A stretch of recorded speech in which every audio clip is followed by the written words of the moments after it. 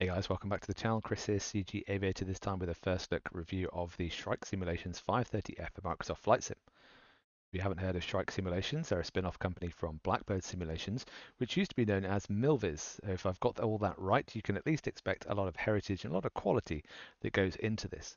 But Shrike Simulations allows them to produce aircraft that still look really good and some excellent features on there, with perhaps slightly less in terms of system depth and more reliance on the default Microsoft modeling. But it doesn't disappoint, and there's lots of good stuff which we'll cover in this. So in this video, I'm going to take you the inside, the outside, the animations, the sounds, the startup, some techniques on how to fly. Caveat, I'm not a helicopter pilot, but I can show you the ins and outs on how to use it. I'll show you the guns. Yes, they work. By the way, if you are an Xbox user or you purchase this from the marketplace, you will not be able to have the gun. So please bear in mind and go direct to their website to purchase it there if you're a PC user. But yes, the guns work. We'll use that. We'll throw it around. I'll show you the flight dynamics so you can get an understanding of how it flies, because it's very, very different to how the Cowan Simulations 500E flies. So some people might like it, some people may not, but let me know in the comments below. And at the end, I'll turn the lights down. I'll switch the sun off and we'll do some night flying. I'll show you the interior lighting and I'll show you the searchlight that we have that's fully functional, and a night landing, which is all good fun. So let's jump in and have a look. So on the outside, as you'd expect, it looks really, really nice. I've got the Magnum PI livery because I thought it was funny to have Magnum PI and a 50 cal.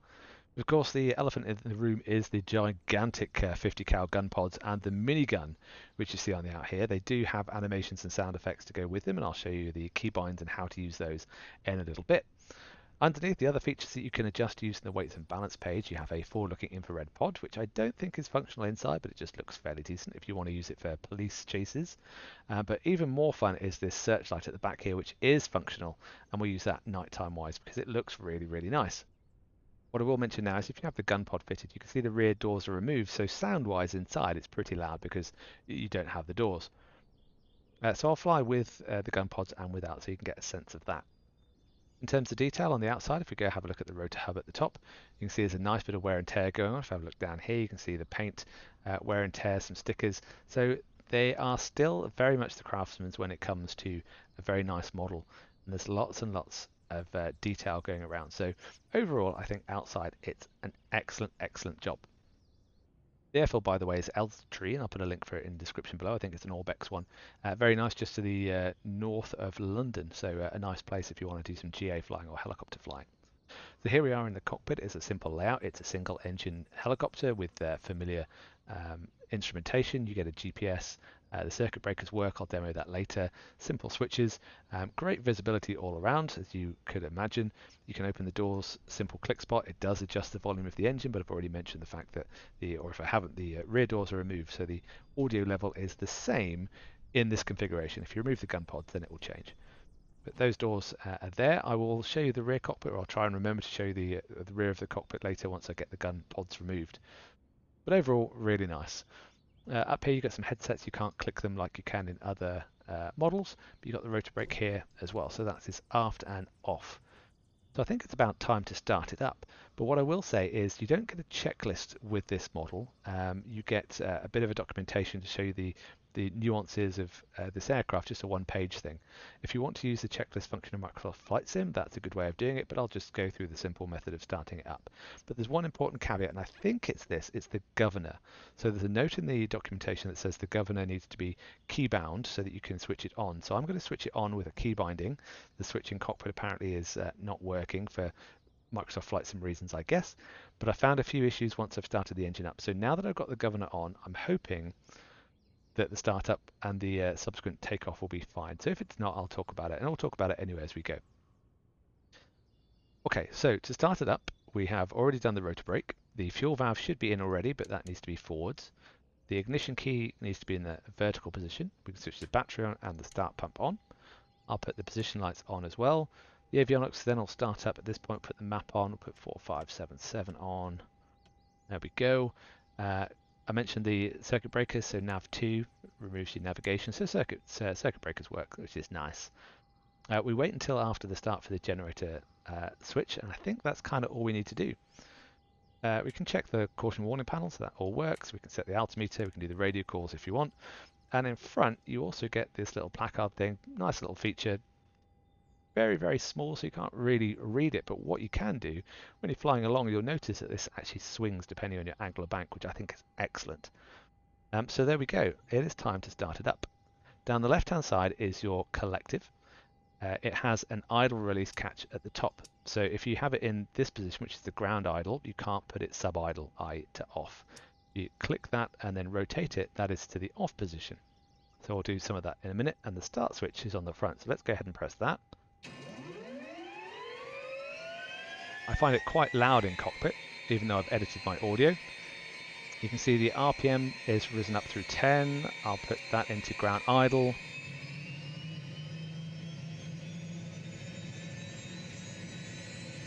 And the audio is very nice indeed. Let's jump outside.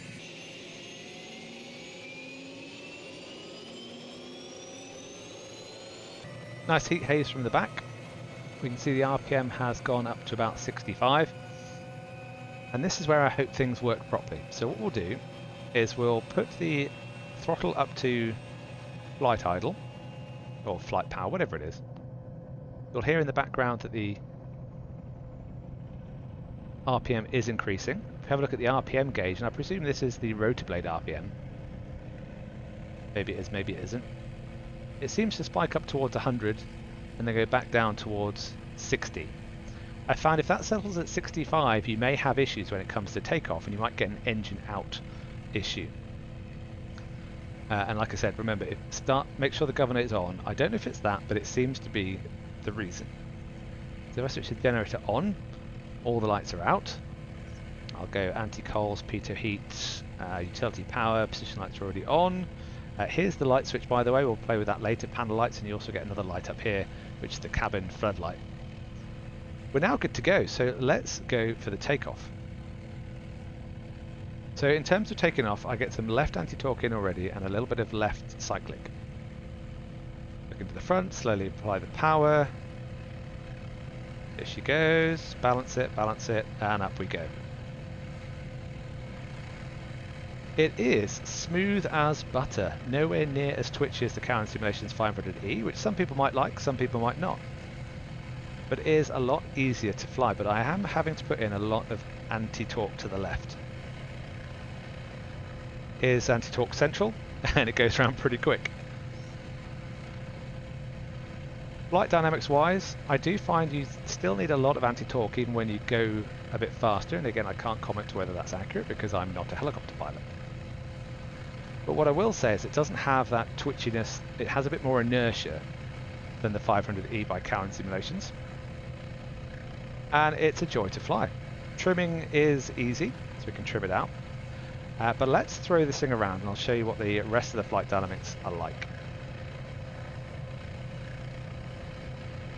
I'll also do some auto-rotation and some aerobatics in just a sec. So here's full anti-torque, here's full collective. Doesn't seem to be dropping in terms of RPM, so full power is not an issue in this sense. And it's going up at, well, it's going up very quickly, over 3,000 feet a minute. Okay, so here we are up at around 2,500 feet with a forward flight of less than 10 knots. You can see London off to the south of us. I can drop the collective now. It starts plummeting down at 2,000, 3,000 feet a minute. And if I apply the power, full power straight away, left anti-torque. The RPM does drop. You do get an engine out, but it recovers. I've got full left anti-torque in there, which is not quite holding the nose straight. So there is some response to mishandling of the engine, of the collective, but it's still fairly placid. If we go for some auto-rotation action, so let's go throttle to ground idle, we'll dump the collective. Again, I'm not a helicopter pilot, so I'm just trying my best. We could probably get it on the airfield somewhere here. Engine out. Why is the engine out? We'll see. Okay, pulling the nose up, resting that rate of descent, putting in some collective. Come on. Don't run out of RPM.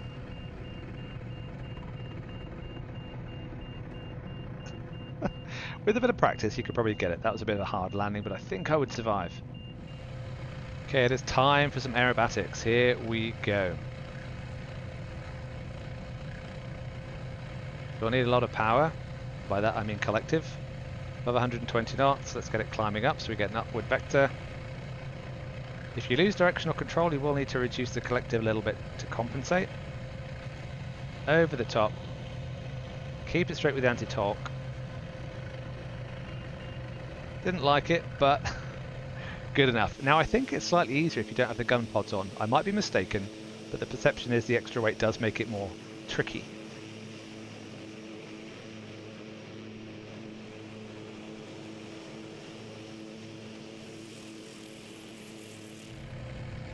This time I'm going to do a hammerhead. So a bit of power, a bit of speed, we'll put the nose up, we'll let the speed wash off. But what you'll find is if you don't reduce the collective, you'll start to yaw. So you do need to reduce the power or collective. That's full left anti-torque. Now I'm reducing the collective. Now we go. The power can come back in. Wasn't pretty, but you get the idea. So it's nice that you have to play around with the collective and anti-torque just to get the most performance out of it. Should we go for a cheeky barrel roll? Here we go. Doesn't like it. Doesn't like it.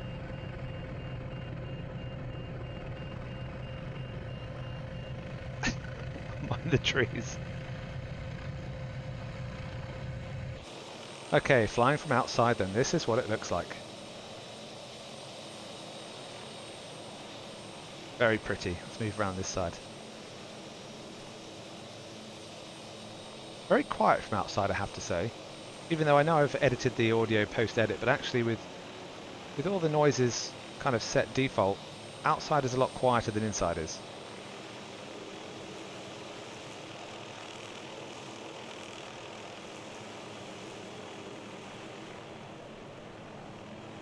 Awesome. So good fun to fly from the outside.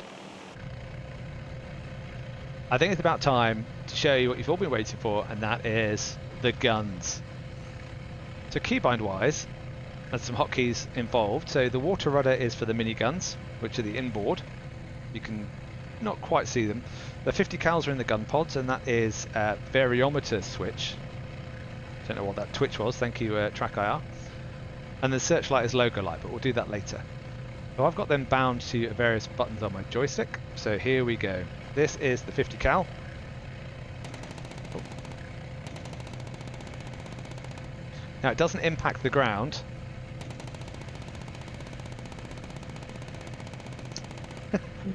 It's pretty satisfying. Now the miniguns don't sound quite as nice. Let's find ourselves a target. Just point at the ground, I guess. Miniguns. What is that? I have to say that's probably the worst part of this helicopter is the sound of the miniguns. And if it's authentic, then fair enough.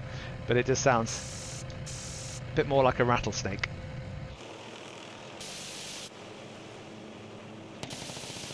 And yes, you can fire both at the same time.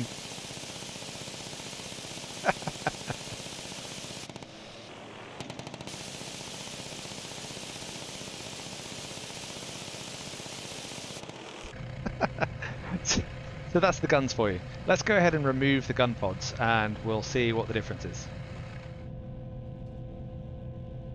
There we go, gun pods are removed, doors are shut, and it turns into a little bit more of a comfortable cruiser. You can trim it out quite nicely. Still finding to get the ball in the middle, and if you still use the ball in the same way, I guess you do as an aircraft. Seems like I need a lot of left anti-torque, unless I remove that left anti-torque, and then it kind of settles there. Kind of strange. There we go, let's jump into the back seat and I'll show you what that looks like. So find my custom camera view. There we go. No guy in the front, of course, because it's assuming I'm still there, but this is the rear cockpit, well, rear of the helicopter. There we go. Right, it's time to turn the lights down, I think, and have a look. Now London's over this way, you can see the Shard and I think the Gherkin over there. So what I've done, let me turn the brightness up, I think that's that. And if I look behind me, you can see that cabin light is already illuminated. So let's go ahead and turn down the sunshine.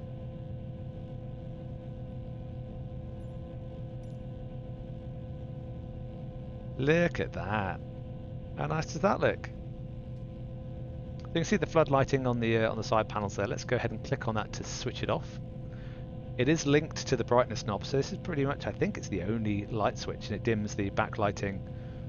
Actually, switch it all the way off, your flashlight comes on by default, but there we go. So you can adjust the dimming. I haven't figured out how to adjust the screens down here, the Garmin screens, but that's dimmable to a decent degree. The landing lights are down to the left hand side on the collective. Where's my flashlight? There it is. So that is the landing light. Let's switch that off. Find the switch, there it is. And go for the searchlight. So the searchlight key binding is the logo lights. Let's switch that on. Look at that. That's a great beam. Now we can go hunting for bad guys.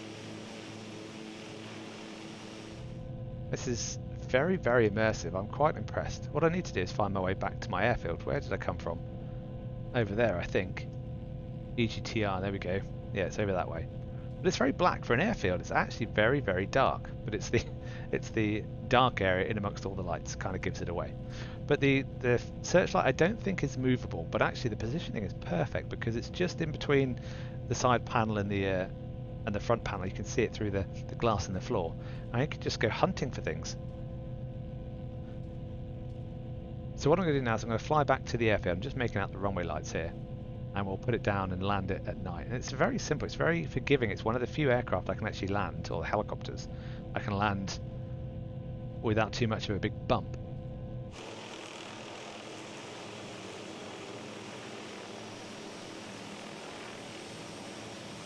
Well, we're almost at the end of the video, so it's been a while since I've been on the channel. I've been very busy in my day job. But let me know what you think of this helicopter. It's I don't think I've mentioned it yet. It's about $18, I think, $18 to $20, depending on taxes and all that. Which puts it about $10 to $15 cheaper than like a Cowan simulation type helicopter. But it's got a lot going for it. Not least to say that it's got guns. I mean, that's a massive plus. So here we go. We are now over the airfield with my searchlight. And I'm using a combination of the horizon, which I can just about see outside, the attitude indicator, and my searchlight. Look at that. That looks really cool.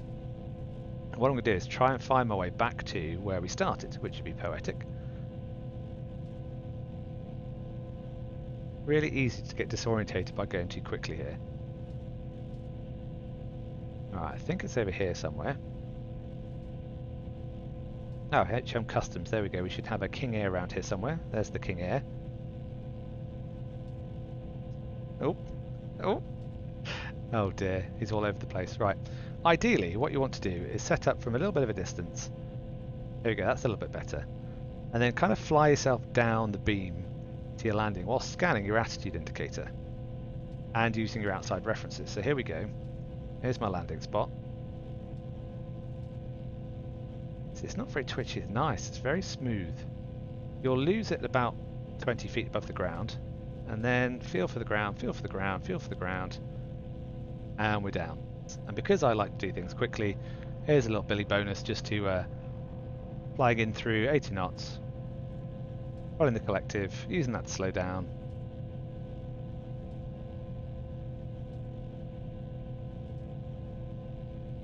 Lots and lots of fun.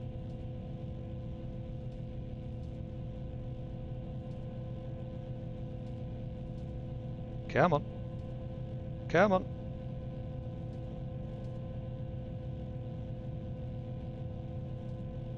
Nice. Well, I hope you enjoyed that video. If you liked it, please hit that like button. If you want to support the channel, hit that subscribe. It's very much appreciated. But until the next time, take care, fly safe, have fun.